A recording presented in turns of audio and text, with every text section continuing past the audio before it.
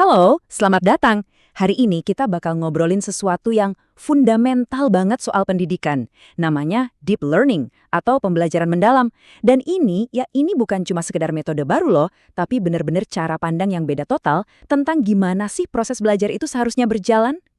Oke, buat mulai kita coba deh ingat-ingat lagi masa-masa sekolah dulu. Ada satu pertanyaan nih, yang saya yakin banget hampir semua dari kita pernah kepikiran.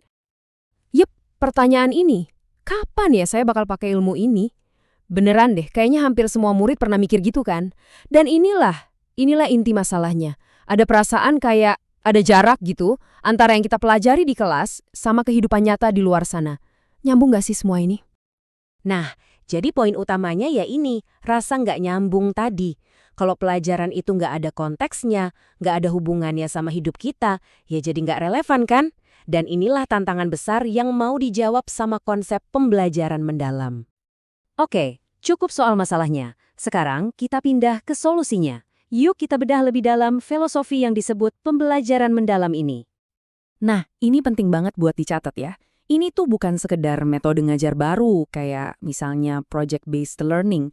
Bukan cuma itu. Pembelajaran mendalam ini lebih ke perubahan mindset secara total. Perubahan sistemik yang ngelibatin semua orang, dari kepala sekolah, guru, murid, bahkan sampai orang tua di rumah. Yang keren dari pendekatan ini tuh, landasannya manusiawi banget.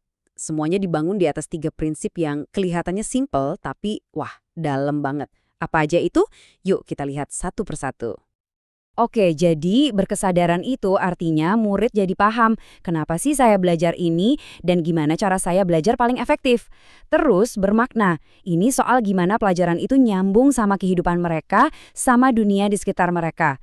Dan yang terakhir menggembirakan, maksudnya belajar itu jadi sesuatu yang asyik, yang memotivasi dari dalam, bukan karena paksaan. Ada rasa seru dan tertantang gitu. Terus gimana dong dampaknya buat orang yang paling penting di kelas? Ya, tentu aja muridnya. Peran mereka berubah total. Nah, model yang Anda lihat ini ngegambarin pergeserannya dengan jelas banget. Dari yang tadinya cuma duduk manis nerima pelajaran, jadi pemilik aktif dari proses belajar mereka sendiri. Model ini punya 3 pilar utama yang saling nyambung. Belajar untuk belajar, hubungan, dan aspirasi. Jadi, belajar untuk belajar itu intinya soal ngerti gimana cara kita belajar. Hubungan itu negasin kalau belajar itu kegiatan sosial, bareng-bareng bukan sendirian. Nah, aspirasi ini yang ngejaga biar semua pelajaran itu nyambung sama cita-cita dan minat si murid. Kalau tiga-tiganya nih jalan bareng, wah hasilnya adalah murid yang benar-benar punya kuasa atas pendidikannya sendiri. Tapi perubahan sebesar ini jelas nggak bisa dibebankan ke murid doang kan?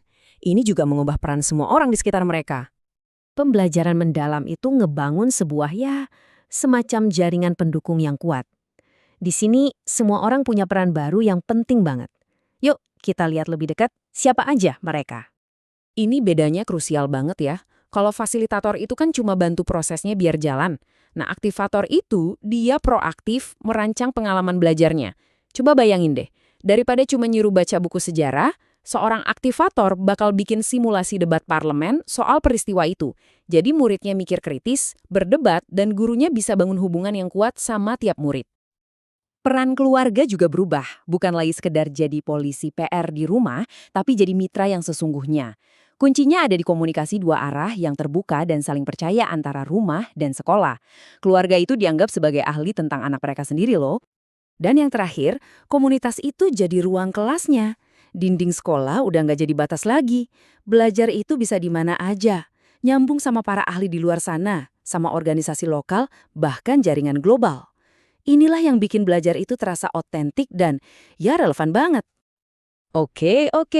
Sekarang kita lihat gimana semua ini kelihatan dalam praktiknya dan gimana ini semua benar-benar nyiapin murid buat masa depan. Nah, ini contoh konkret banget soal perubahan pola pikirnya. Mungkin kita familiar ya sama analisis SWOT yang fokusnya ke kelemahan, ancaman. Nah, pendekatan baru ini pakai analisis SOAR, fokusnya beda total, ke kekuatan yang udah ada dan aspirasi ke depan. Jadi ini pergeseran dari yang tadinya sibuk nambal kekurangan, jadi fokus membangun potensi yang ada. Soal teknologi, dalam pembelajaran mendalam ini, teknologi itu bukan cuma tambahan atau pajangan, tapi benar-benar terintegrasi di setiap langkah, dari mulai ngerencanain pelajaran sampai penilaian. Tujuannya juga bukan buat gaya-gayaan pakai aplikasi terbaru, tapi buat memperkaya dan memperdalam pengalaman belajar murid. Kutipan ini ngena banget. Yang terpenting bukanlah kecanggihan perangkatnya, tetapi apakah perangkat tersebut membantu meningkatkan kualitas pembelajaran. Jadi, fokusnya itu selalu balik lagi ke proses belajarnya. Teknologi ini bikin kolaborasi lebih gampang nggak? Bisa bantu murid mecahin masalah nyata nggak? Nah, pertanyaan-pertanyaan kayak gitu yang paling penting.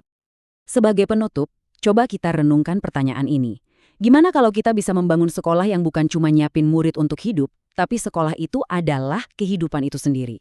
Karena pada intinya, pembelajaran mendalam itu ya tentang itu, menghapus batas antara sekolah dan dunia nyata, menciptakan sebuah pengalaman belajar yang otentik, relevan, dan seru, sampai-sampai jadi bagian yang nggak terpisahkan dari hidup murid itu sendiri.